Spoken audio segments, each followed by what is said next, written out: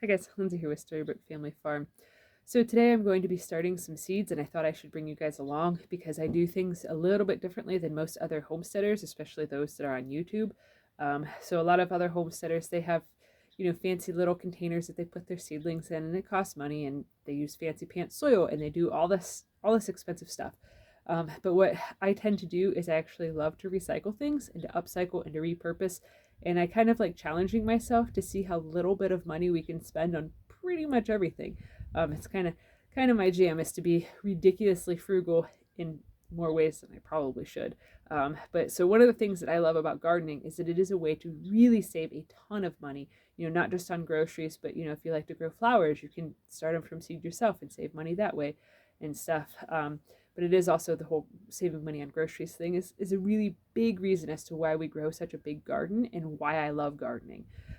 So one of the things that saves money is to start things from seed yourself. Because if you go to a local greenhouse, a lot of times you'll see like a 3-pack of kale, and it's usually like $2 to $3 in my local area. Some places it's far more expensive than that. Whereas you can buy a pack of seeds. This pack of seeds of this is a cabbage. I do have kale varieties too, but this one was on top. This pack of seeds was $1.99. So it's not really expensive. And if you go to, for us, there's a drugstore called Drug Mart that's local. I know that it's only in Ohio, and it's only in certain regions of Ohio. So if you guys aren't local to me, then you won't have this option. But other places they sell like the Livingston seeds. They usually have like a 20 cents off a pack discount. So that's going to Drug Mart. That is a nice place to buy seeds because it's always 20 cents off. So that pack of seeds was actually only $1.79 instead of $1.99. And it has probably like 200 seeds in it for cabbages. So I mean that is a lot of cabbage for under $2. And they're really not hard to start, especially like doing kale, mustard greens, collard greens, the different greens and stuff. They're extremely easy to grow. They'll grow pretty much the entire season until it gets really, really, really cold in the wintertime. And even then, I've had some that stay all winter long, even when it's gotten down to 0 degrees outside. So it's been a really nice thing to have that you can just go throughout the wintertime, cut some fresh greens, and brighten things up a little bit. But anyways, so I'm going to get started on planting seeds and show you guys how I do it, because I do not buy those little like 3-pack containers because they get expensive and they also are very flimsy and they fall apart, and I don't like wasting things. I don't like having to rebuy things a bunch of times, and I also don't like adding all of that plastic into landfills and things of that nature. I just, everything in me goes with it. I like things to be able to be used several times over again before throwing them out.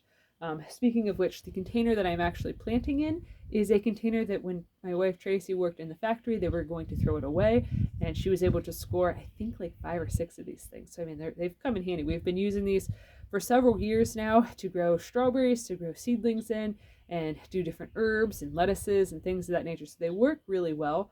But I want to show you guys how we drill holes in these containers. So that way, if you're repurposing or reusing any sort of like plastic totes or anything like that, you guys don't make the mistake of drilling in the wrong spot. So we choose to drill about this high here, and each ribbed section has there's holes and stuff throughout each thing. We don't have any holes drilled through the bottom of this container, and the reason for that is if you have holes drilled in the bottom of a container, as soon as you water it, as soon as the water starts coming down through, it basically will just start peeing out the bottom, all the water, and there will be no chance for the soil to retain any of the moisture that you've just put in there. Whereas if you make it so the holes are about 1 inch from the bottom of the container, then a small amount of water and moisture can stay way down at the bottom. And this container is probably 8 inches tall. So it can hold a lot of soil, and with seedlings, their roots don't go that far. Once you're getting ready to transplant them and stuff, you'll see that the roots don't go that far. But if you have it so that way the water can be, so that way the container can retain moisture. That is a lot of words to say that are very close together. If you have it that way, then basically the bottom inch of the soil will end up staying really moist all of the time. And then even if there's a drought, even if you haven't been able to water your seedlings for a little while, they will continuously keep trying to draw their roots down towards where there's more moisture and more water. So then that way they can they'll develop better root systems, stronger roots, and then they also will be able to search for their own water, which if you live in an area that is prone to droughts, that is definitely something you want to basically train your seedlings to do. Otherwise, they're going to shrivel up and die as soon as it starts getting dry and you're too busy to water. So we definitely are very busy homesteaders, so we don't have time to basically go out and baby plants all the time. So, you know, things around here, they have to be pretty tough. So anyways, so the soil that I have inside of this container, it is not any sort of potting soil or topsoil mix or anything that was bought at the store. A couple months back, the township was cleaning out the ditches. So when they were cleaning out our ditch, I actually asked them if they could just store it in our front yard. So basically there's a big, huge pile in our yard of a lot of really dark, nutrient dense soil because they hadn't done this in several years. And it's just really good soil. If you see soil that's black, chances are it is filled with a ton of organic matter and nutrients and minerals and really good stuff. And then in this area here, it's rural, so they don't go along spraying the ditches or anything of the sort. They just have a big tractor that comes down every now and again and mows the grass down, and yeah, creates really good soil. So I actually put a good heaping amount of soil into here. So there is about 3-inch gap from the top here. So there's about 5 or 6 inches or so of soil that is in there. So that will give the plants plenty of space to essentially grow. I did mix in, because we do raise rabbits, I did mix in a small amount of rabbit manure into the soil. And then there's also some old spent hay that the rabbits had, used as bedding and ate and, did their business on and stuff, that is also mixed throughout there. And that'll also help it so that way the soil doesn't dry out quite as easy. So it is very good if you have like old dried grass clippings or spent hay to mix that into your garden, because it'll add organic material that will then eventually break down over time as it decomposes and stuff, and it'll add more nutrients into it. But it also will help act as a mulch to help retain moisture. Little seedlings, they really cannot handle getting dried out. They also can't handle flooding situations, so definitely make sure you're putting holes in your container. If the seedlings look like they're swimming, not a good situation. You need to add more holes. So how I do things is I actually have a big variety of seeds that I'm going to start. So I have several different types of cabbage. I also have multiple different types of kale. I don't know if that's going to show up. That's the blue Scotch curly kale. And then I got some red Russian kale. These are just some of our favorites that we do. But what I do is I actually just basically make a small furrow inside of these big containers full that I can then mark each furrow as to what I planted in it. This container, it actually has letters every I guess like an inch or so.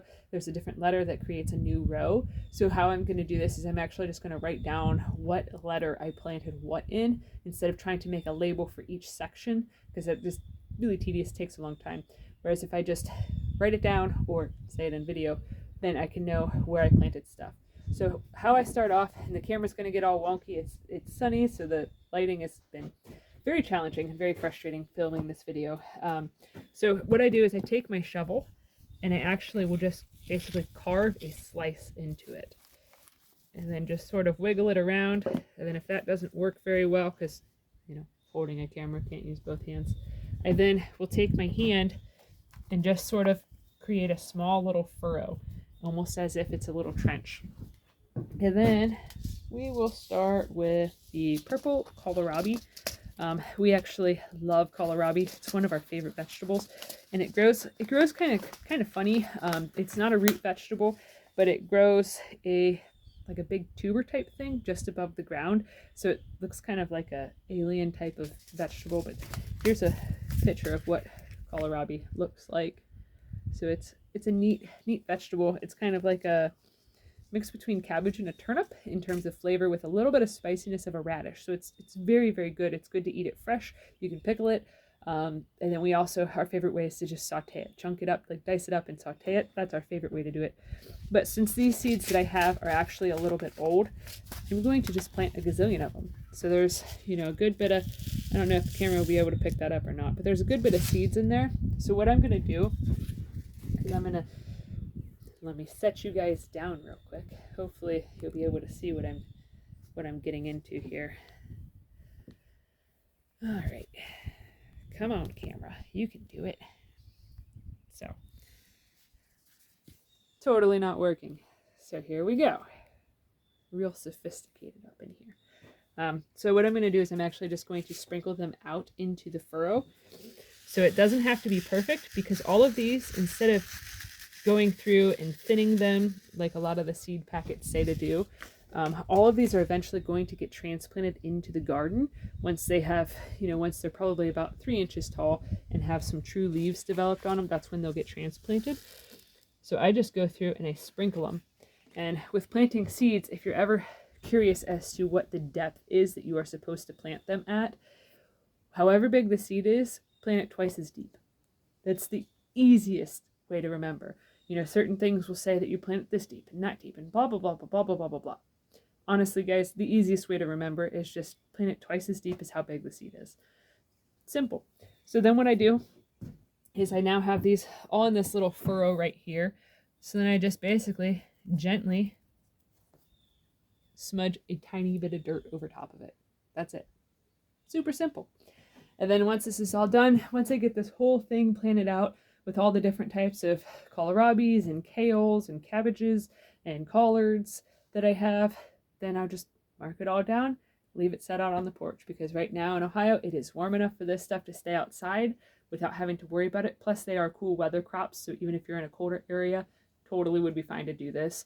Once the soil warms up enough that the plants are like, this will work and stuff, they'll just sprout on their own. It usually takes like a week or so.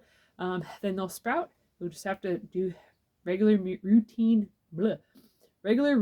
watering and stuff until it's, about that big. And then you can easily just pop it up, put it in your garden space. So it's definitely an easier way to go. Now, if you're doing tomatoes and peppers, it isn't technically too late right now in my growing area to go ahead and start them. However, we simply do not have space inside with renovating our house right now. There's no place for us to put seedlings. So if you are going to start seedlings for them, now is a perfectly good time to do it. I do it basically in the same exact method as I do everything else, just all in one big container. And then once they get big enough, then I just transplant them out into the garden where they ought to go. So it's really, really a simple way to do it. And the nice thing with doing it in a big container like this is the plants do not get root bound. And that's what commonly happens whenever you plant them in very little containers or little cups, is the plants will get so root bound that then you have to break up the roots and try not to kill the plant while doing it. And it's a pain. But so if you were to start tomatoes, peppers, eggplants, anything that is not a cold tolerant thing, you would have to bring it inside after you start the seeds. I do believe it's about 70 degrees out. That the soil needs to be about 70 degrees in temperature consistently for the tomatoes and peppers to actually like sprout and start going. And they take usually about 2 weeks to get sprouted. So if you haven't already done that, I highly recommend doing that within the next week. Otherwise, you're going to be kind of behind the 8 ball and in the same predicament that me and Tracy are, going to have to buy our plants. So yeah, if you guys have any questions, please leave them down in the comment section below. I'd love to help answer them. Growing stuff from seed is actually incredibly easy. And once you do it for a little while, you're going to go, wow, I don't have to spend hundreds of dollars at a greenhouse anymore. Like, it really is cheaper to grow my own food. So if you guys are enjoying this content, please give this video a thumbs up, share it with your friends on social media, and if you haven't already, please subscribe to help us grow. We'd greatly appreciate it. All right, thanks for watching. Have a good one, guys.